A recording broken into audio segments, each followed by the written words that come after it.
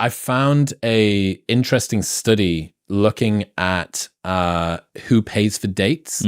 So for Gen Z, an age-old question, who pays for dates? Young people tend to lean more liberal on a range of issues pertaining to relationship norms, but when it comes to dating, the idea that men should still pay prevails in heterosexual courtship. Researchers found that young men paid for all or most of the dates around 90% of the time, while women paid only 2%, and they split the check around about 8%. On subsequent dates, splitting the check was more common, though. Men still paid a majority of the time, while women rarely did. Nearly 80% of men expected that they would pay on the first date, while just over half of women expected men to pay. Surprisingly, views on gender norms that didn't make much of a difference. On average, both men and women in the sample expected the man to pay, whether they had more traditional views of gender roles or more progressive ones. The findings strongly showed that the traditional pattern is still there. The persistent tradition of men paying for women may seem like a harmless artifact, but in a relationship, some acts don't exist in a vacuum. Wow. Well, how about that? It's like that old Bill Burr joke, like women want equality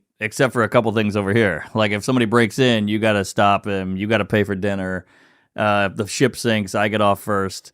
So that's his joke. But it's an interesting point. We all want equality until you got to lose something. The WNBA is like, hey, we should make as much as men. But male models make less than women, but I don't hear any women like, hey, they should make as much as women. I sent you that video the other day, the highlights from the WNBA. One of my friends replied to me and was like, dude, look at the stands. And the stands are just empty. And you think, well, I don't know. Again, with that, it's not saying that the WNBA doesn't need support. Maybe female basketball players, it would be great if more of them were incentivized to do stuff. But for all of the people saying you aren't supporting the WNBA, why aren't you attending? Of course. Why aren't you in the stands? Sure. And this is why I've had this idea for ages about how hypocrisy is kind of the perfect, purpose-built issue for the internet. Because it's like, do you remember those games, maybe even exist still on like iPads, where it would be a spot the difference thing? It would be in a touch screen in some pub somewhere, and you'd be like looking between these two different images and be like, oh, okay, so that's there and that's there. And the reason that hypocrisy works is because what someone said or tweeted previously is available for you to see. And then the new thing that they said or tweeted is available for you to see. And you're able to compare and contrast the two. And you say, well, it's interesting because you once said this thing, but look what's happening here. And this is why, well, look, you just said that the WNBA needs way more support, but you haven't bought your season ticket to the W Lakers or whatever for this year. So put your money where your mouth is. Sure. How is it that you can talk about this and not I saw you courtside at like a Bulls game, but I didn't see you courtside at a women's Bulls game. Sure.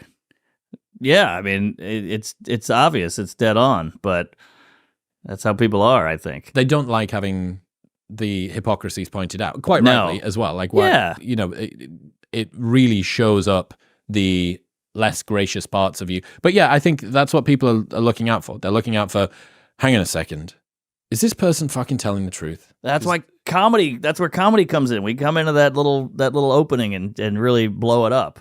When Caitlyn Jenner turned into Caitlyn Jenner, a lot of women were trying to be nice, and they were like, she's beautiful, look how pretty she is. And then I would go, well, you look like her. And they'd go, fuck you. And I'm like, oh, isn't that fun? That you can just, you're full of shit, and I can prove it. It's like when guys say, I don't see color. You're like, yeah, you do. All we talk about is we need more black people in this movie. This is racist. I'm like, so you saw the color. What if I'm like, I'm black? You'd go, no, you're not. And I go, aha. So again, I'm okay with all of it. You just got to stop lying to me. Yes. That's when you start going nuts.